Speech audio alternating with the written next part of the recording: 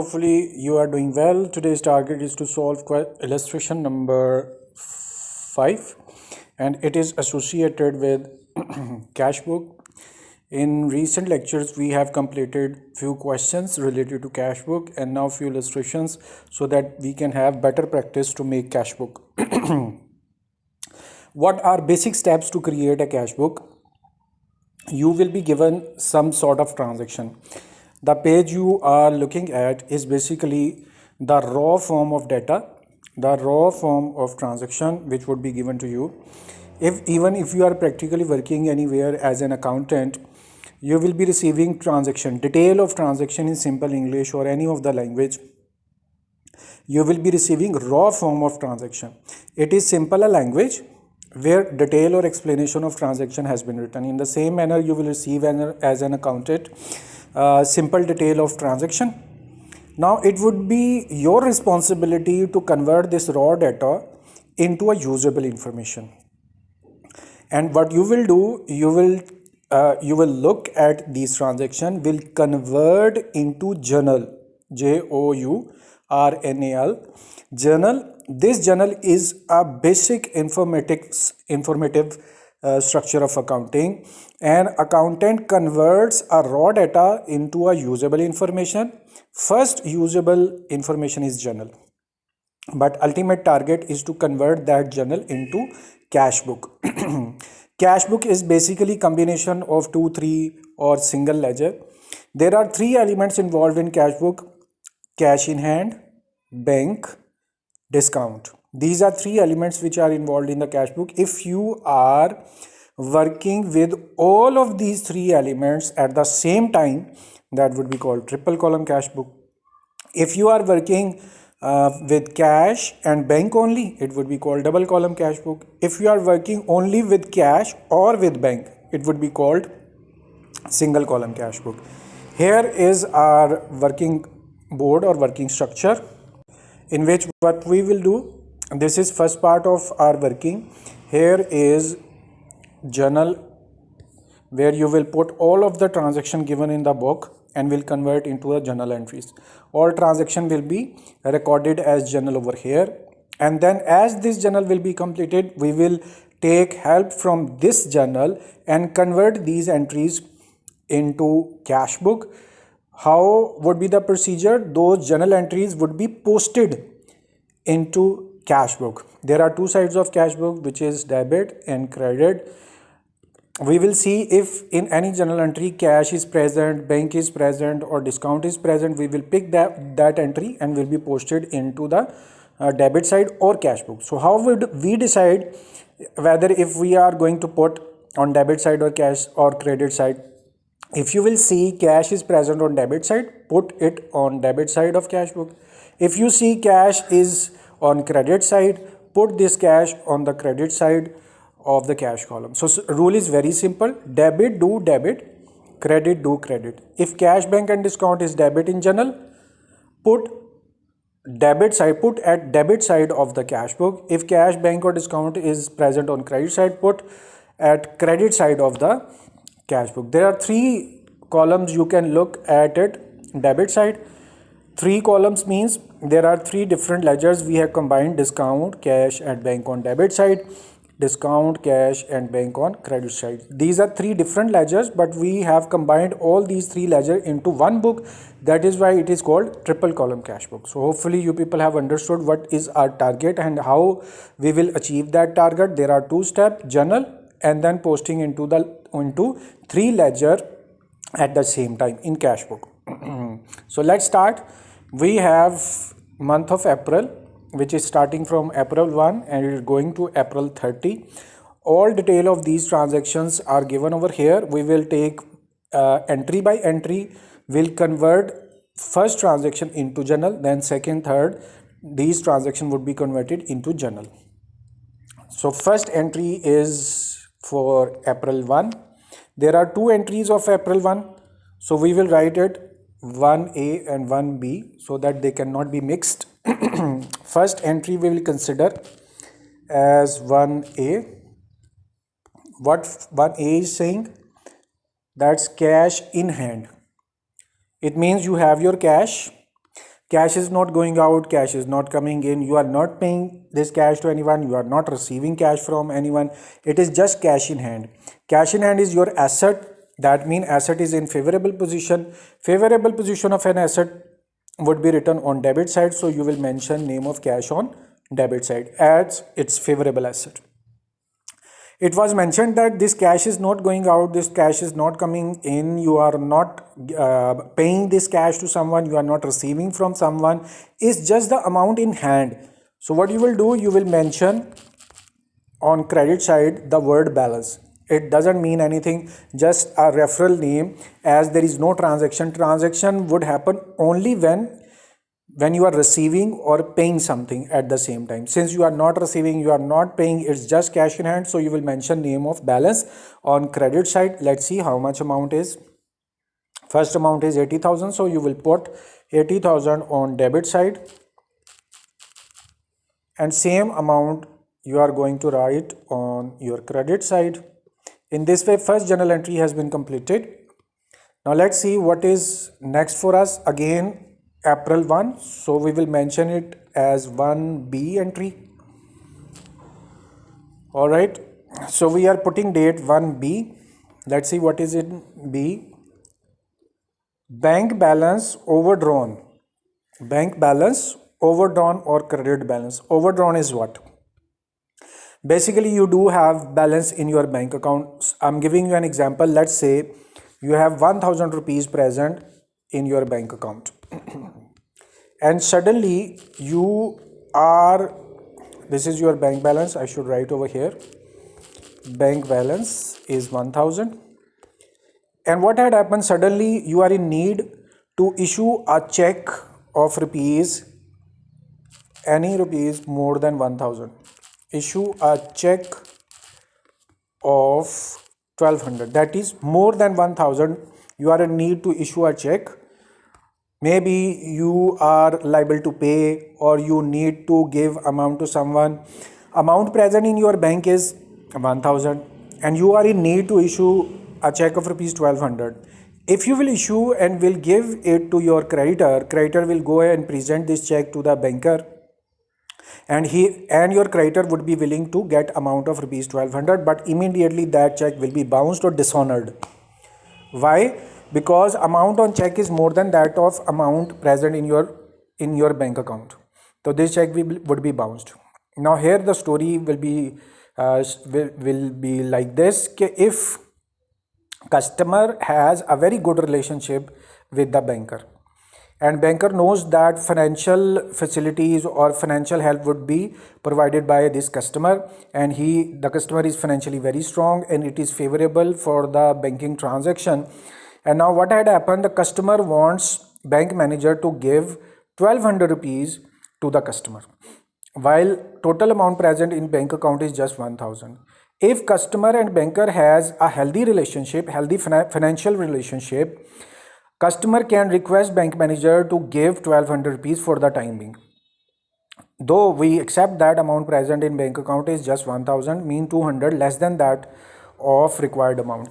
If customer has a good financial relationship with the bank manager, customer is requesting to pay temporarily 1200 rupees to his customer or to the creditor, and he is promising to pay this additional amount within shorter period of time. You can understand it, this 200 is a short term loan which is requested by the customer of the banker to the banker. If bank manager agrees, what will happen? Bank manager will provide 1200 to the creditor. Now customer was having only 1000 present in the bank account, while the customer was willing to pay 1200 rupees to the creditor. He requested the bank manager to pay for the time being. 1200 is being paid by the manager to the creditor. 200 was a sort of loan, a sort of short-term loan, and customer of the banker is saying, I will provide this additional amount which was given to the creditor within a shorter period of time, maybe 1 day, 2 day, 3 day.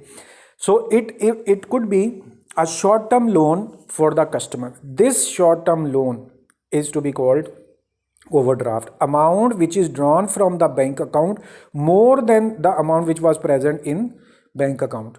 The amount present in bank was just 1000 and 1200 rupees has been drawn from the bank. It means additional amount has been drawn. This additional amount is 200 and 200 would be called as overdrawn balance, and you can write it overdrawn. Okay, this overdrawn is a sort of loan, that is why it overdrawn would be considered as liability. So this whole story, why we had shared this whole story, just to understand this word overdrawn. So you have your bank balance as an overdrawn balance. Overdrawn balance means it's liability. Liability should be written on credit side. So what is happening? Your bank balance is a sort of liability for you. Liability side is credit. So you will mention name of your bank account on credit side. So first time it is being written on credit side because amount has drawn more than that of amount present in balance, means it's a negative balance, means it's a loan, means it's a liability. So due to liability it has been written on credit side. Amount is not going anywhere, amount is not coming from anywhere, it's just a balance which is negative. So you will mention the name of balance as a reference. Here we have 1B entry and amount of 1B is 20,000. So you will write 20,000 on debit side, and same amount you are going to put on your credit side. In this way, two entries are being completed. Let's see what is next for us after 1. Next entry is April 2, and that is cash sales. What entry is saying? Cash sales. I have asked the same question in the classroom, that what does it mean by cash sales. So somebody had said when you are selling your cash. No, it was funny, but no, it doesn't mean you are selling your cash. It means you are selling your goods and receiving cash immediately. Entry number is 2. There is only one entry with the date 2, so it would be simple 2. So what you have done? Cash sales. You have sold your goods. When you are selling your goods, goods are going out. Goods are your near asset. Asset is decreasing. So you were supposed to write goods over here in credit side. But in accounting, we do not write goods. In place of goods, we write working. What working we are doing? We are selling goods. So you will mention the word sale over here. Goods was just a referral word. It is unnecessary to write over here. You may delete it or you may put it as a reference, but we can erase it. Goods are going out, and in place of goods you have written sales. And since you have sold these goods for cash, what would be coming in? Cash. So as you will receive cash, cash in hand would be increased. Cash in hand is your asset. Asset is increased. Increase in asset should be debited. So that is why you are mentioning name of cash on debit side. What would be the amount? What is the amount of April 2 cash sales? Third entry 50,000. So you will mention 50,000 on debit side, and same amount you will be putting on credit side. In this way, entry number 2 is completed. Now let's see what is next entry for us. April 3 is our next entry. We will mention date 3, and what it is saying, deposited into the bank. What we would be depositing into the bank? Obviously cash. So cash is deposited into the bank. As you will deposit cash into your bank, means amount present in bank would be increased. Bank account is your asset. Asset is increased. Increase in asset should be debited. So you will mention name of bank on debit side because it's an asset and asset has been increased. How bank amount is increased? Because you have paid or you have deposited the amount. So cash is going out, cash in hand is decreasing. Decrease in cash in hand means decrease in asset. Decrease in asset should be credited. So you are mentioning cash on credit side because it is being decreased. So entry number 3 we have completed, and let's see what is the amount of entry number 3. 60,000.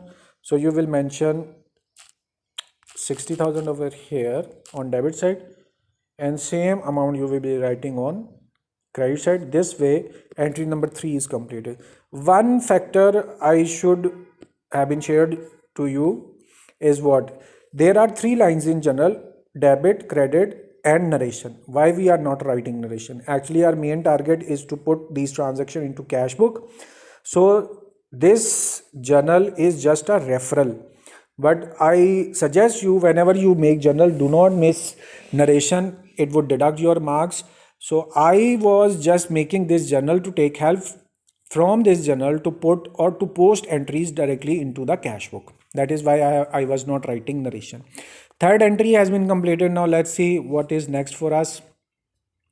It is April 5, where what had happened? Paid Hasib by check. Hasib is the person, Hasib is the name. Paid Hasib by check, and entry number is 5. So you will mention date over here, 5. Paid Hasib by check. When you will pay or issue this check to Hasib, Hasib will go to your bank account, will present that check and will withdraw amount from your bank account. Amount present in bank account would be decreased. Bank is your asset. It means asset is decreasing. Decrease in asset should be credited. So you will mention name of bank on credit side, as amount present in bank would be decreased. To whom you have issued your check, the name of person is Hasib. Hasib was the person to whom amount was payable. So Hasib was your account payable. As you have paid him, as you have paid Hasib, no matter whether you are paying cash or you are giving him a check, it doesn't matter. But you have paid to Hasib. Hasib was your account payable. As you have paid, he is no more your account payable, no more your liability. Liability has been decreased. So you will mention name of Hasib on debit side. As you know that decrease in liability should be mentioned on debit side. Hasib was your account payable, and account payable is liability. Liability basic side is credit, but after payment liability has been decreased. Decrease in liability should be mentioned on debit side. So you have written your account payable or Hasib's name on debit side due to decrease in liability. Fifth entry, amount, second last, it would be okay, it looks like it is 6,000. Let's see. All right, it is 6,000. So you will mention 6,000 on debit side,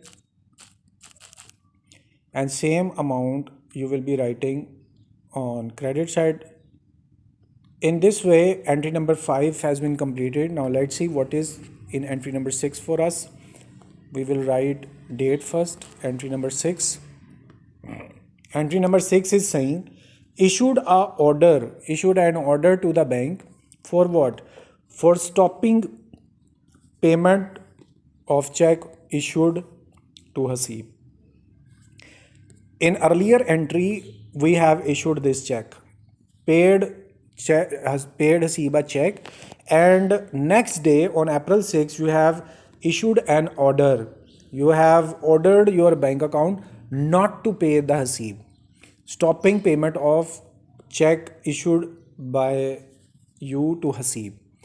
So in first entry, entry number 5, you have given a check to Hasib, and next day you have given an order to bank that do not pay Hasib.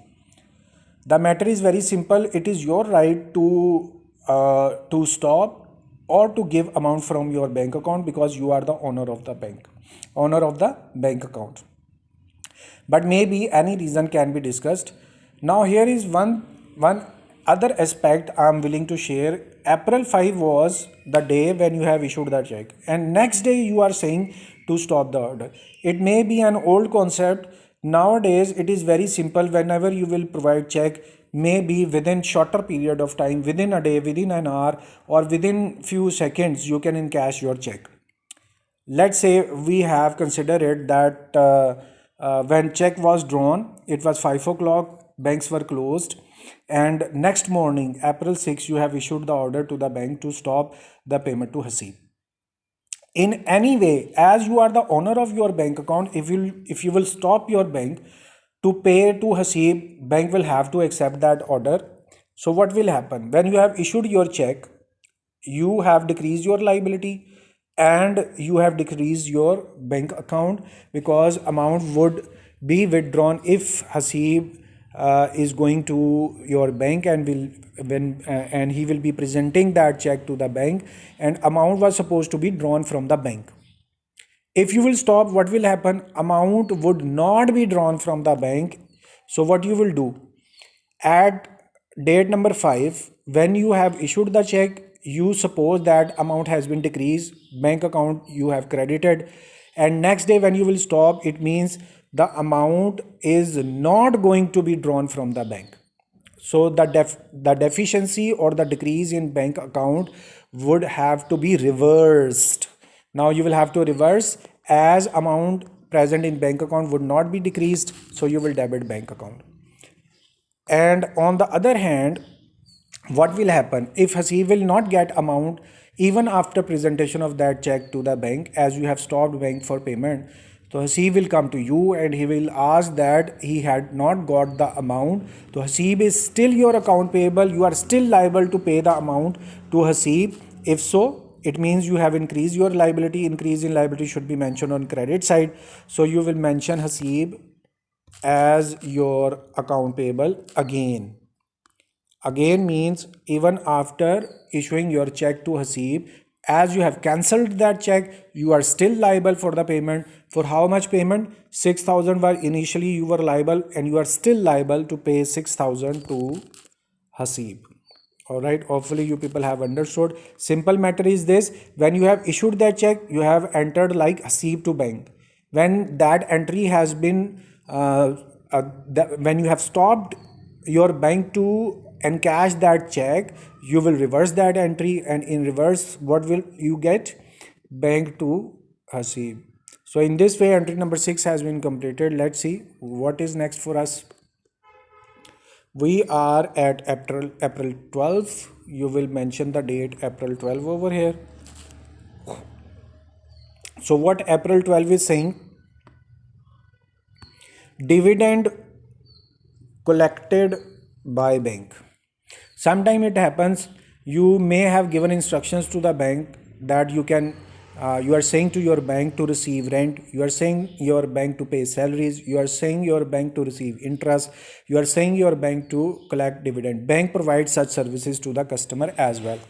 So when bank has collected a dividend on behalf of you, so what bank will do? Bank will directly deposit this amount into your bank account, with which amount present in your bank account would be increased. Increase in bank account means increase in asset. Increase in asset should be debited, so you will mention bank on debit side. How this amount has been increased? Because bank have collected dividend. Since you are receiving dividend, dividend is your income. Income side is fixed at credit side. That means credit side is fixed for your income. What is income? Dividend. So you will mention dividend on credit side as if it is your income. Okay, so dividend is your income. Income is to be written on credit side, so you have mentioned dividend on credit side. Entry number 12. And what is the amount of 12? It's 4,000, so you will write 4,000 on debit side, and same amount you will be writing on credit side. In this way, journal entry for 12th date has been completed. Let's see what is next for 12. After 12, we have April 14 next. Put 14 in the date column, and what it is saying: receive a check for discount from Kabir and paid into the bank, which was paid on full previously. Okay, let's understand it first. You have received a check for discount from Kabir and paid that check into the bank, which was fully paid previously. It is important. Suppose you were liable to pay to Kabir. Kabir is the person. You were liable to pay any amount to the Kabir. And if Kabir is present above, no, Kabir is not present. You were liable to pay any amount to Kabir, and Kabir had received full amount. And suddenly you insisted, or his practice has been changed, or his policy has been changed, and you have received that discount while you have already paid the full amount. So what will happen when you will receive discount after payment? That discount will be returned by Kabir to you in shape of amount, and that amount you have received in shape of check. A check is directly deposited into the bank. Main theme is what? You received a check of rupees 200. No matter what is the reason, you have received a check from Kabir and directly deposited into the bank. It means amount present in the bank account would be increased. Bank account is your asset. Asset is increased. Increase in asset should be mentioned on debit side. So you will mention name of bank on debit side. How you have received? It was a discount. Discount you are receiving. Discount is your income. If you are receiving income is to be written on credit side, means credit side is fixed for income. So you will mention name of discount on credit side as it was a discount which is received income, and income is mentioned on credit side. Total amount of this discount was 200. So you will mention 200 on debit side, and same amount would be written on credit side. In this way, entry number 14 is completed. Let's see what is next. We have April 17, our next entry. We will write the date over here, 17. First entry is completed. We will close it by putting a line after 14. 17th entry. Rahman, our customer, deposited directly into the bank. Our customer had directly deposited into the bank. When our customer will directly deposit any amount in the bank, it means amount present in your bank account would be increased. Bank account is your asset, mean asset is increased. Increase in asset should be mentioned on debit side, so you will mention bank on debit side. This is your first part. You will debit your bank account. 17th entry we are doing. He had directly deposited amount into the bank. Rahman, our customer, directly deposited. So who was Rahman? Rahman was the person from whom amount was receivable. He was your account receivable or asset. When you have received the amount, he is no more your account receivable, no more asset. Asset is decreased. Decrease in asset should be mentioned on credit side. So you will mention name of Rahman on credit side. He was, what word I am using? Was. He was your account receivable, but after receiving amount from him, he is not your account receivable now. Asset has been decreased. Decrease in asset should be mentioned on credit side. So you have mentioned name of Rahman on credit side. Number 17, how much amount it is? That is 9,000. So you will mention 9,000 over here on debit side, and same amount you will be posting on credit side. In this way, entry number 17 is completed. Now let's see what next entry is. After 17 we have April 20. We will mention date first. Write down 20 over here. What 20 is saying? Paid salaries in cash. What you are doing? Paid salaries in cash. When you are paying, it means cash in hand is decreasing.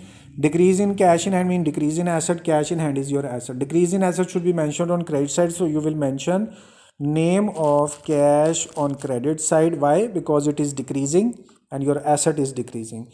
Why you are paying? The title is salaries. If you are paying salaries, means salaries is your expense. Expense should be mentioned on debit side. Debit side is fixed for expenses. So you will write name of salaries on debit side because it's an expense. 20th entry amount is, so you have paid salaries in cash. Amount of salaries is 18,000. So you will mention 18,000 on debit side, and you will be writing same amount on credit side.